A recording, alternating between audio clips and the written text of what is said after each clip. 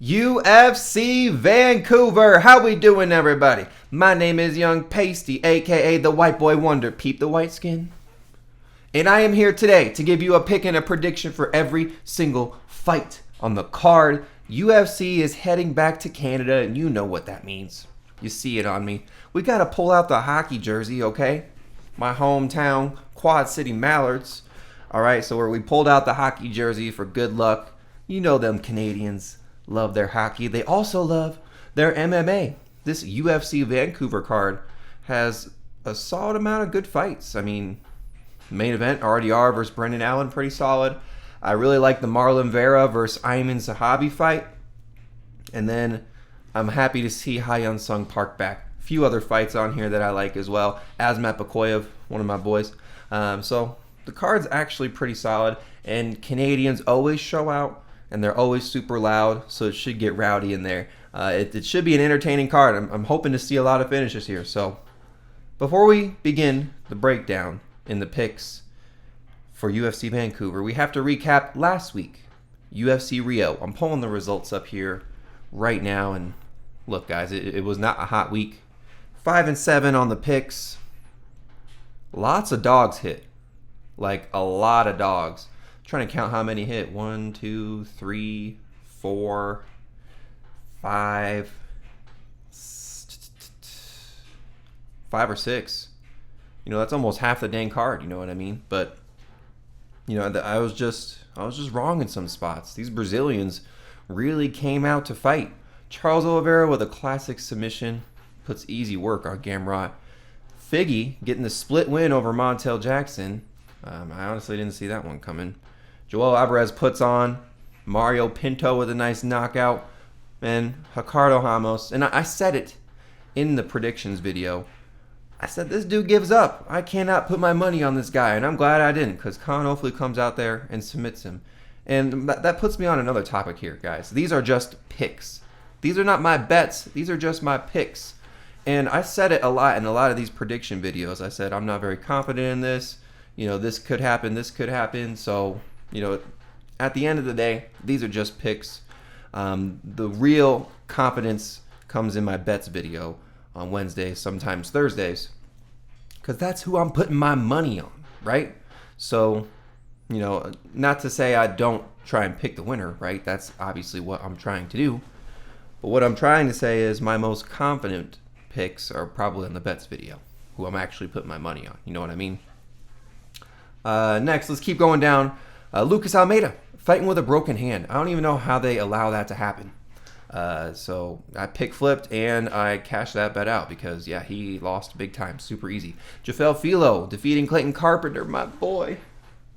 Oh, man, 2 straight times my boys let me down. I don't like that.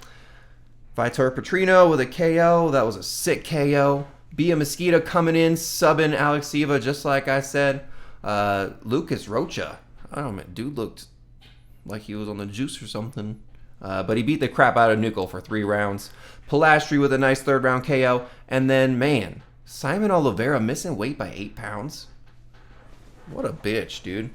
I mean, he was probably on his way out of the UFC anyway. Even when he tries to cheat, he can't win. Luan Lacerda gets a sub over him. So, again, 5-7 on the picks. Not the best on the picks.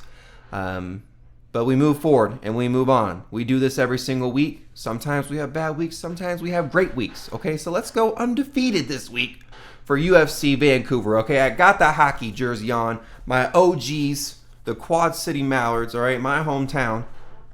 Let's hope it gives me some good luck here. And let's get to it. All right, the main event of the evening, we have Reinier de Ritter, the Rizzler. RDR going up against Brendan Allen. Odds on the fight here, minus 210 for RDR, plus 170 for Brendan Allen. My pick for this fight, I'm going with RDR here.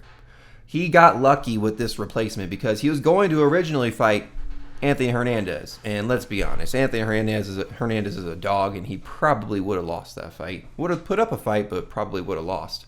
Have faith in my boy Fluffy here. So he's getting, honestly, an easier fight in my opinion with Brendan Allen, who, look, I don't want to say Brendan Allen's not a good fighter because, Dan, he looked really good in his last fight versus Vettori. His striking looks improved, and his cardio looked great. He just looked overall awesome. I mean, he beat the crap out of Vettori in the main event there. So it was pretty nice, his last performance. But I'm rolling with RDR because I think he's stronger than Allen. I think he's probably a better wrestler than Allen. Allen has good jiu-jitsu, right? But when I think it comes to pure wrestling, I think RDR is just going to overpower him there. I think he's able to outwork him. I think he's able to use his physicalness on the cage and on the mat. He may be able to get a finish on Brendan Allen in the later rounds.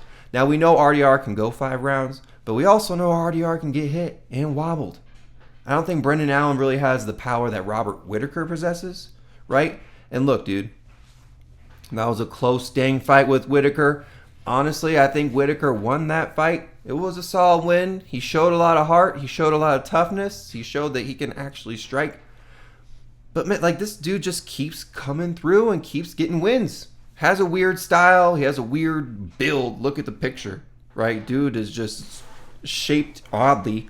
Taller and longer than Brendan Allen. Good kicks. He's just like a weird styled fighter. It's unorthodox. Kind of almost DDP-esque, right? Dricus du Plessis-esque. Or it's like, does he really know what he's doing? Oh, yeah, he does know what he's doing. He ends up getting a win, right? I just think the physicalness and the wrestling is going to give Brendan Allen some problems. I think Brendan Allen, his path to victory here, stick and move, all right? Don't let RDR get close to you. RDR is really nasty in the clinch, really good on the fence. And if he gets Brendan Allen down in bottom position, you know Brendan Allen's probably just going to accept that, look for submissions. I don't think RDR is going to get caught in like an arm bar or any sort of, leg lock or any sort of submissions off the back that Brendan Allen's going to be attempting. And man, it's a good fight, right? Brendan Allen coming in on short notice too, so RDR's been training for this date. Brendan Allen's, kind of just stepping in here. Even, not to say that he's probably in shape and training all the time. You know what I mean? But Brendan Allen really relies on like top control and winning minutes that way. I don't see that happening in this fight. So I'm going with RDR. How do I think he wins the fight? Ooh. Man, RDR by knockout. RDR by knockout. Probably in the later rounds, 3rd round, 4th round. After he, kind of, how do I say it? Lightens up Brendan Allen, right? Gets him ready for the knockout, right? Keep inflicting damage until you get that good shot in the 3rd or 4th round. So RDR by KO is my official pick for the main event on UFC Vancouver. Let's go. All right, next fight, our co-main event of the evening. We have Kevin Holland, the Trailblazer, versus Mike Proper Malott. Odds on the fight, plus 115 for Kevin Holland, minus 140 for Mike Malott. My pick for the fight is going to be Mike Malott. Look, man, Kevin Holland back here again. What's this, his 5th time fighting this year? Dude, fuck Kevin Holland, dude. He is on my shit list, okay? Lost huge last time to D-Rod. He literally could have finished him in the 3rd round. Didn't. One of the biggest sells. And honestly, it's my own fault for trying to back Kevin Holland at minus 450, minus 500. But he just had clear advantages everywhere. D-Rod really just showed and put out there. But, respect to Kevin Holland for fighting all the time. But I think Mike Malott's got this, dude. He's a decent Canadian fighter. That's an appropriate step up in competition here. That last fight he had versus Radke with that check hook, ooh, it was nasty. And the whole crowd talking shit. Charles Radke talking shit to Canada, ends up getting knocked out. Yeah, the crowd went crazy, and it was a cool scene. Mike Malott's actually older than Kevin Holland, believe it or not. 1 year older than Kevin Holland. Almost 2 years older. But I think that Mike Malott wins this fight by sticking and moving, doing what he needs to do, right? He's a technical fighter with grappling abilities. So I think he has really good movement. I think he's going to outmove. I think the footwork of Mike Malott is going to cause Kevin Holland some issues. I think Kevin Holland's not going to be able to hit the mark on Mike Malott. He may get hit a couple of times every now and then, but I think Mike Malott should grapple here. I think he should. He actually is a pretty decent grappler. And once he's thrown off his pace, Mike Malott is, because he just likes to set his pace. He likes a clean fight. He likes a technical fight with mixing in some grappling here and there. But if he's thrown off his pace, he gets uncomfortable. So Kevin Holland really just needs to make this a dogfight, gritty, get in his face. Don't let Mike Malott fight the fight that he wants to fight, right?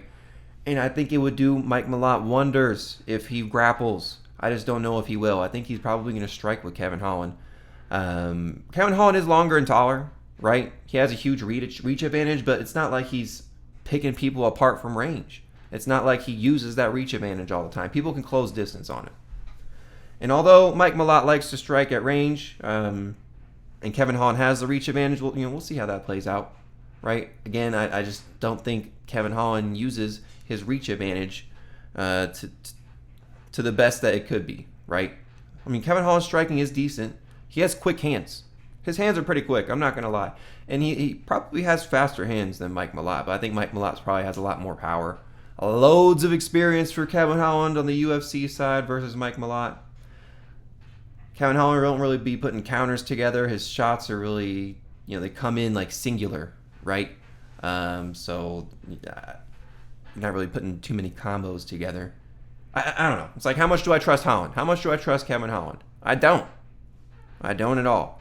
And look, take this with a grain of salt here, guys, because I'm looking at these last fights with Kevin Holland. I think I've gotten like all of them wrong, bro. Picked Kevin Holland versus Daniel Rodriguez. Got that wrong. Picked Vicente Luque. Got that wrong. Picked Gunnar Nelson. Got that wrong. Picked Kevin Holland over RDR. My dumbass. Got that wrong. I did pick Roman Dolidze over Kevin Holland, though. So the last 4 Kevin Holland fights I've gotten wrong. So take it with a grain of salt. I'm picking Mike Malott. I'm going with the hometown guy. I'm going with the Canadian. I'm going with the more technical fighter. I'm going with the guy who I think has a lot more momentum, a lot more to fight for. And I just don't like Kevin Holland. So Mike Malott by decision. That's my official pick for this fight. Let's go. Alrighty, next fight. Our featured fight of the night on the main card. We have Marlon Vera, Chito Vera versus Aieman Zahabi, a.k.a. Ariel Helwani. Odds on the fight, plus 120 for Marlon Chito Vera, minus 140 for Zahabi. My pick for this fight's going to be Aieman Zahabi. Dude, the UFC loves this guy. All right, he won a robbery versus Aldo. I don't think he won that fight. But they want him to win. He's the hometown guy. Marlon Vera hasn't fought in a year here. I don't really know where he's at. He's kind of looking on the older side, even though Aieman Zahabi's 37 versus Chito's 32. Marlon Vera's got a lot more miles and fighting miles on him than Zahabi does. I like Zahabi, though. He's a pretty good fighter. Good cardio. Really good kicks to like all levels. They're really effective everywhere. Good knees too. I love the constant feints from Zahabi. Good volume. He's got GSP in his corner, guys. So good movement around the octagon. I mean, he's just overall a solid fighter, right? Jose Aldo is his best fight. The one that, really puts a stamp on his record here. Yeah, I just beat Jose Aldo in my last fight. He's definitely moving up in competition here, I think, because, Jose Aldo's is definitely past his best days. I think Marlon Vera is a little bit better than Jose Aldo. I keep saying Jose. I really don't know what it is, guys. But Zahabi, stick and move. Stick and move. That's all he needs to do. He eats a lot of jabs. He leaves his body open with the high guard. But I think he can just win by doing more. I love the volume that Zahabi puts out. And he'd be fainting like crazy, bro. It's almost like Sean Woodson-esque. Like Zahabi's going out there moving like crazy with his feints. And don't get it twisted. Marlon Vera's still a good fighter, right? He's going to be the pressuring fighter. Zahabi's going to be on the back foot. You don't really have to worry about, though. He's kind of used to that. Marlon Vera's got a good front kick, but he leaves his leg out to get chopped up. Zahabi's going to take advantage of that. Very hittable, Vera is. Not chinny, hittable. So Zahabi's definitely going to land a lot of strikes on him. He comes in with his head down. And it's just kind of easy to counter. Takedown defense, get up ability are not the best, but I don't think Chito's going to have to worry about that here. It's probably going to be a striking battle. Zahabi might do some work on the fence, but Chito's got good cardio. If Chito Vera put out more volume, I would probably back him in this fight, and he's an underdog. So, good body work, too, and like I just said, Zahabi leaves his body open with the high guard, so Marlon Vera could really get in some good work on the body. I'm a Zahabi by decision. It's going to be a fun back and forth fight. Both of them are going to have moments. But as we've seen, the UFC loves this Zahabi guy. Marlon Vera has kind of been declining, even though he's fighting like, Sean O'Malley for the belt and Figgy. Did he really deserve the title shot? Because he was like ranked 7th. And it was just kind of like a setup fight, you know what I mean? Only beaten Dominic Cruz and Pedro Munoz in the last 3 years. So it's like, I don't know. Zahabi's looked good. Just be an OG vet. I think he's going to be another OG vet in here. Zahabi by decision is my official pick. Let's go. All right, moving on to the next fight. We have Manon Fiorot. Oh, I said that wrong. AKA the Beast versus Jasmine Jasudavicius. Odds on the fight minus 235 for Manon, plus 190 for Jasmine. My pick for the fight's Manon Fiorot. And I don't want to pick her, but I think she's going to win. I want Jasmine to win. Jasmine's been surging, bro. 5 straight wins against pretty solid competition, bro. Priscilla, hard hitter. Fatima Klein was a solid prospect. Ariana Lipsky, Mayra Bueno Silva, now coming off Jessica Andrade. I mean, it's not like super impressive, but I mean, 5 straight wins. Ranked 6th. I mean, what else can you ask for? I think Jasmine's surging right now, and she's fighting in her home country of Canada. We got Manon coming over from France, fresh off a title loss to Valentina Shevchenko.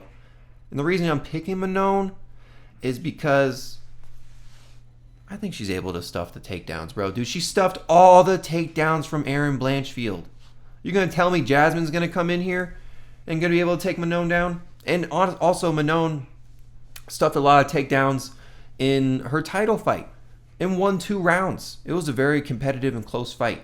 Like, if she wasn't taken down, then she probably would have won that fight. Also, another side note, her nose was compromised the whole fight. Valentina really, hit her with a good one early in the first round, and it compromised her nose the whole fight. Now, that's no excuse. I'm just saying that's part of the reasoning as to why she lost. And if, she can avoid those shots early, right, she's not going to have a compromised nose throughout the fight. Both these girls are big.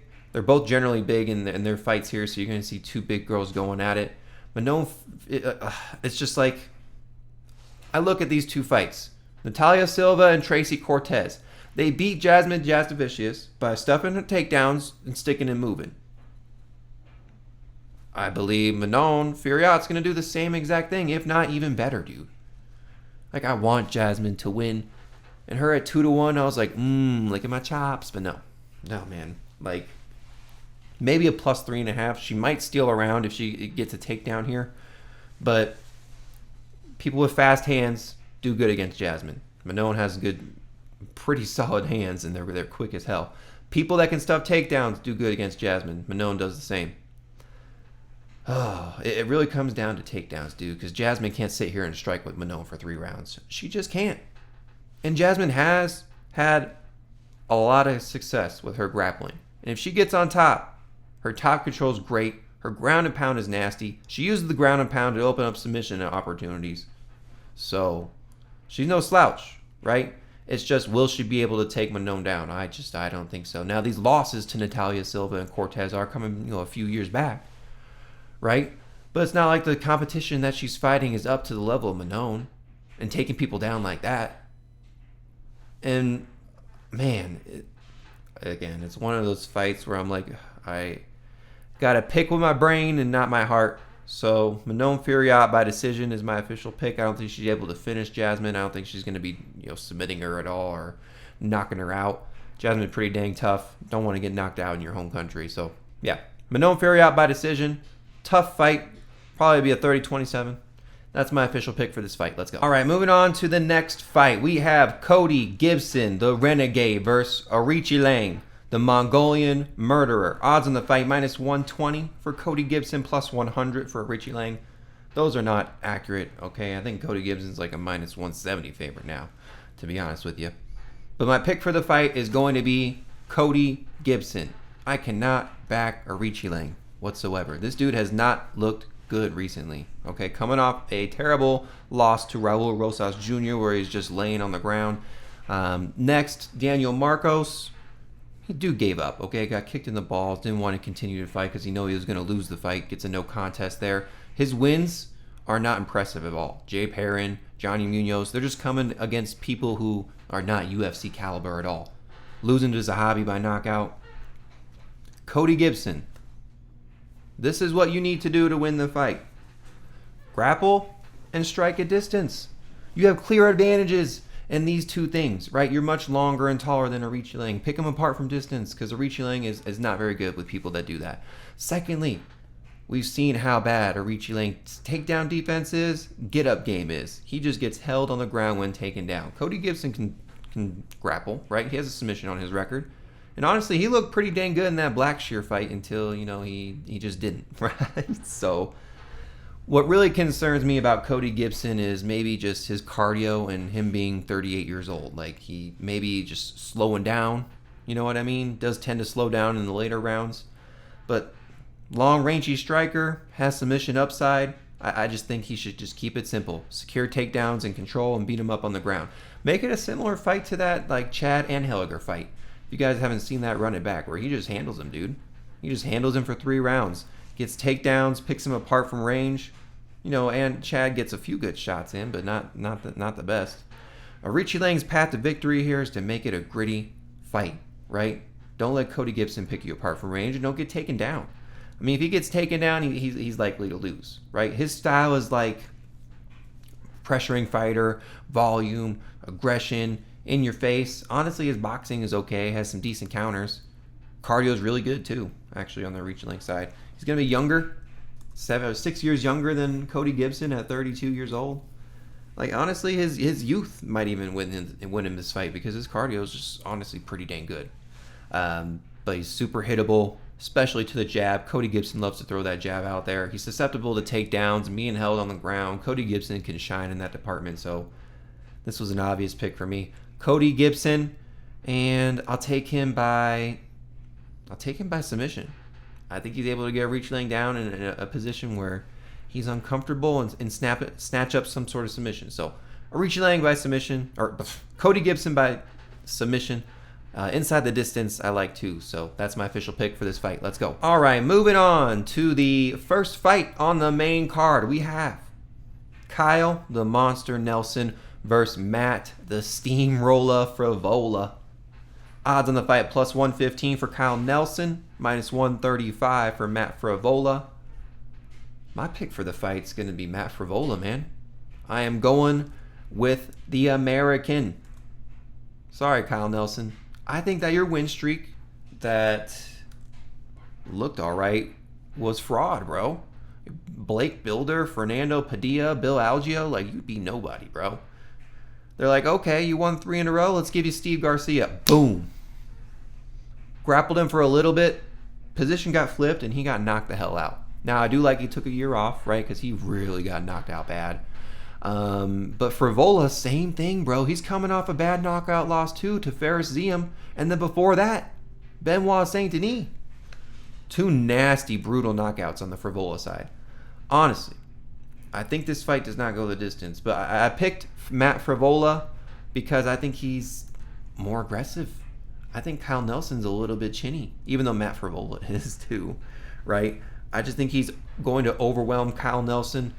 He's not really the most technical fighter. Frevola is. He's like a wild striker who loves to brawl. And he's very hittable. These guys are both going to be hitting each other. Like, their defense is just bad on both sides. Kyle Nelson in the later rounds, and in some of his wins, actually showed some pretty good defense.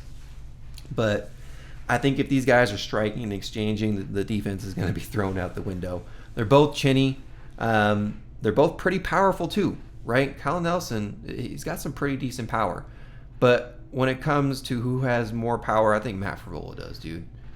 And Matt Frevola is living or dying by the KO in the last 6 fights. All wins or losses by KOs. And Matt Frevola's KOs aren't anything to brag about either. Valdez, Ottoman Izatar, Drew Dober, people that are really susceptible to getting knocked out. Frevola will bring it in the first round. Will bring almost everything that he has. After that, might be a good time. Like, if the fight goes past the first round, might be a good live bet on Kyle Nelson. One thing that I'm pretty sure of is that the fight does not go the distance because, again, both of these guys kind of living or dying by the KO. Very chinny, coming off a knockout loss, and they both throw hard. They both have a lot of power. Frevola actually has some decent wins in the UFC. Jalen Turner, Drew Dober, you know what I mean? I can't really brag about any Kyle Nelson's wins. So, Matt Frevola was also formerly ranked at one point, believe it or not, for you people that have been watching for a while. Matt Frevola by KO is my official pick for this fight. Let's go. All right, moving on to our featured fight on the prelims. We have Charles Jourdain versus Davey Dangerous Grant. Odds on the fight -145 for Charles Jourdain, +115 for Davey Grant. Yeah. My pick for the fight's going to be the OG, the older guy. Give me Davey Grant, dude. Almost 40 years old. He's 10 years older than Charles Jourdain. Dude, Charles Jourdain is a favorite, 70% of the time. I don't know if you guys have seen that, but he's all let people down as a favorite. Me in the past. And he has tough time with kind of older vets and people that are good at striking. Sean Woodson, John Silva. Just going back here too, I believe he lost to Andre Feely, Nathaniel Wood, Julian Erosa. These are all people that have been fighting in the UFC for a while and have a lot of experience. David Grant's got the same thing. And if you think, Charles Jourdain's just going to pick him apart from range or use the grappling on the ground and get a submission, nah, man. Nah, I don't think that. No way. The split decision loss to Daniel Marcos really could have gone either way. If you throw that out the window, David Grant could have been on a 5-fight win streak. Dude, he just beat Damon Blackshear. That's very impressive. Now you're giving him a Charles Jourdain and he's still an underdog? Disrespect. He's a gritty vet. He has jiu-jitsu if needed. He can grapple. He can wrestle. Don't sleep on David Grant there. Has really good kicks, a thudding jab. Striking is really, really nice. I like Davey Grant, okay? But don't sleep on Charles Jourdain, okay? He's a solid Canadian fighter too. His submissions are nasty. They're always live, right? If the fight hits the mat with Jourdain on top, might be trouble for David Grant. Let's just say that. So if Charles Jourdain can get a takedown, probably could do him wonders here in this match. Again, 10 years younger, hometown guy. He's good at range too. He's good at sniper striking. He will be taller and longer than Grant as well, and I like the movement from Charles Jourdain. So it's don't sleep on Charles Jourdain. He's a pretty solid fighter here.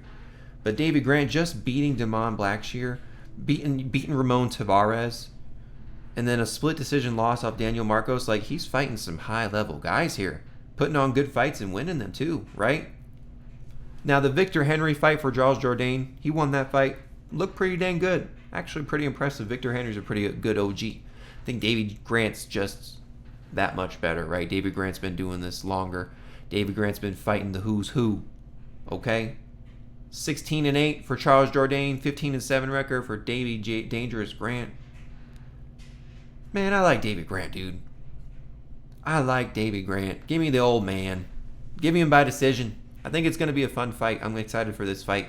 And we're rolling with the underdog here. So Davey Grant by decision is my official pick for this fight. Let's go. All right, next fight. Flyweights going at it. We have Bruno Bulldog Silva versus Hyun Sung Park. Peace of mind. Odds on the fight. +200 for Bruno Silva. -250 for Hyun Sung Park. My pick for the fight's Hyun Sung Park. Now, these road to the UFC guys, I'm not usually impressed with, but some of them are pretty dang good. This guy has potential. I like Hyun Sung Park. Now, in his last fight versus Tatsuro Taira, taking that on short notice, dude was just outmatched. Tatsuro Taira would do the same exact thing here to Bruno Silva, okay? So don't get it twisted. I'm not giving him any grief about that fight. You have to lose at some point. That was his first loss, and not a bad loss to have on your record.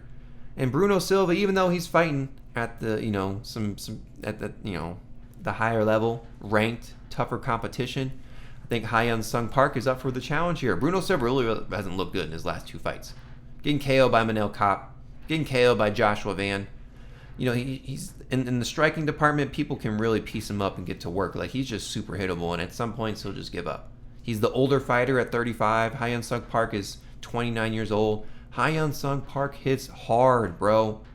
His shots are powerful as hell. and has decent grappling and control too. Like, he can snatch the back real quick and grab that neck like he did with Carlos Hernandez.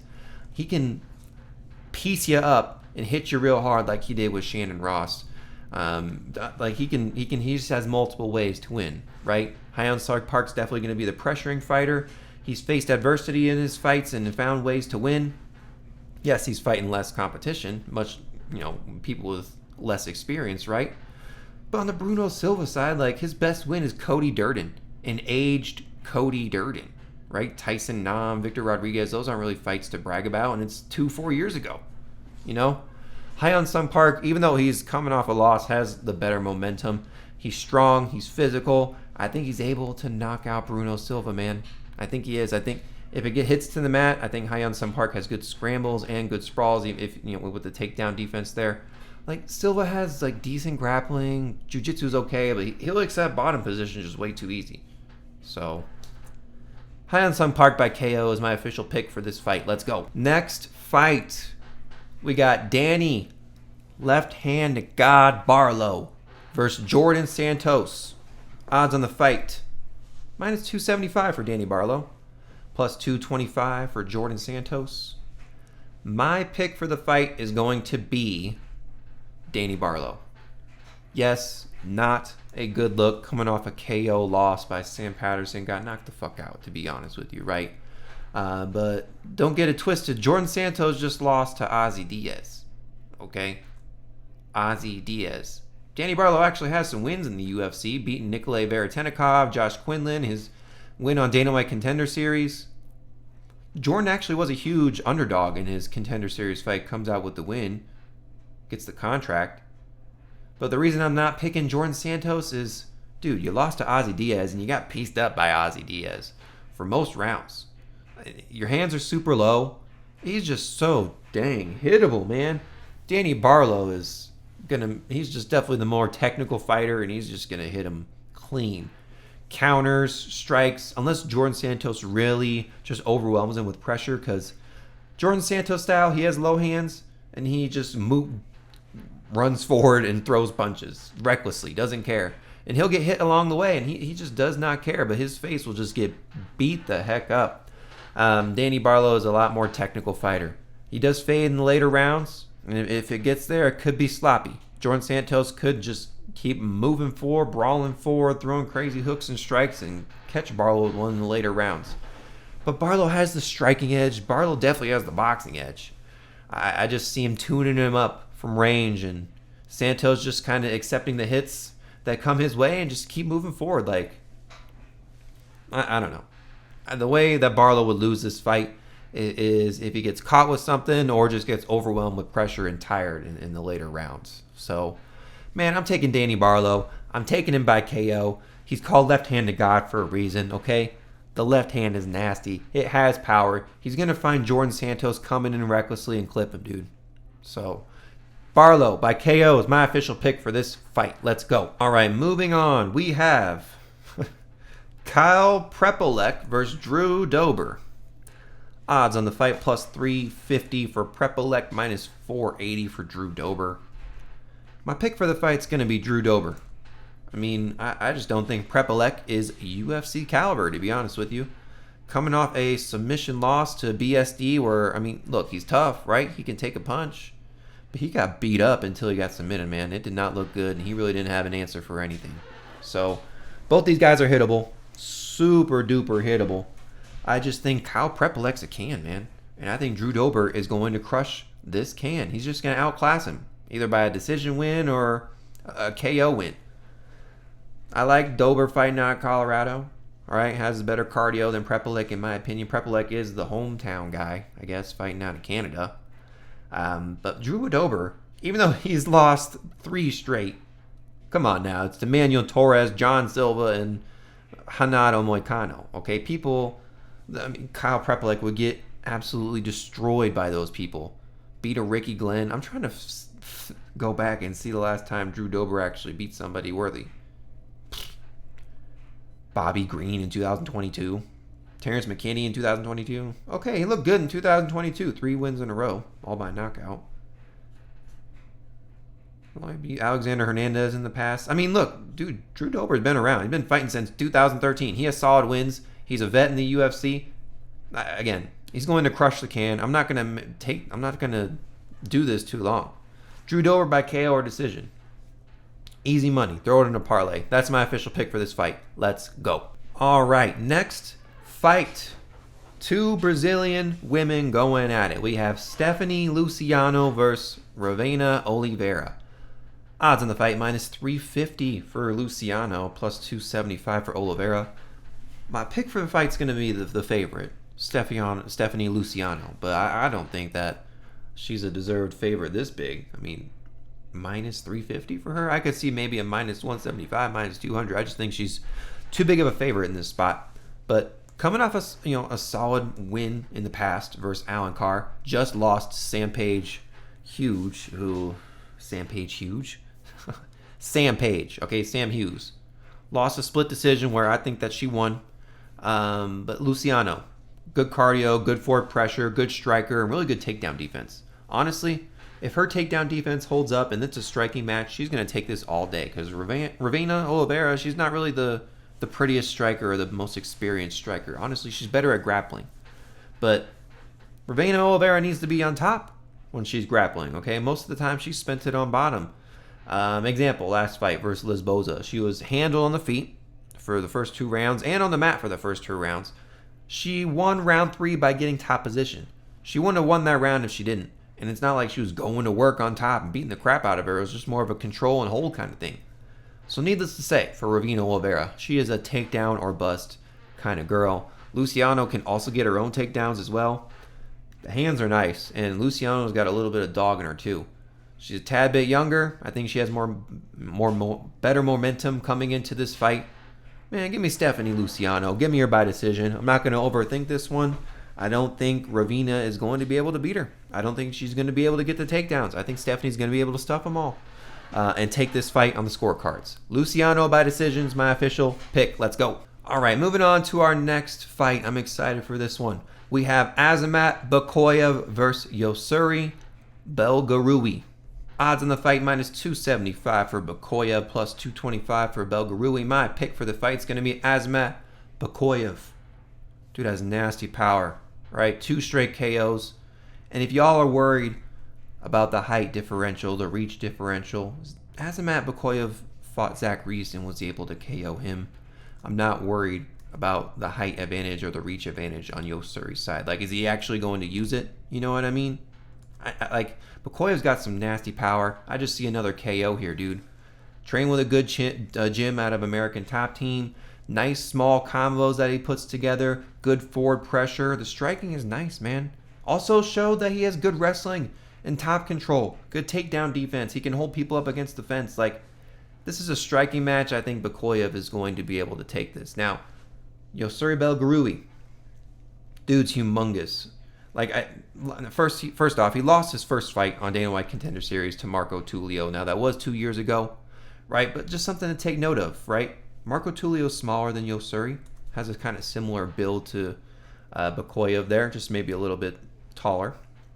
But what do I like about Belgarui? Yeah, I mean, he has a good jab. He has good straight shots. He has a nice 1-2. He has good knees because he's, humongous. He was a -1100 favorite on his Dana White Contender Series fight. Did not look like a -1100 favorite on that Dana White Contender Series fight, right? Can get held up on the fence at times. Azamat can probably take advantage of that. On the breaks, get elbows in, get some good body work in, dirty boxing.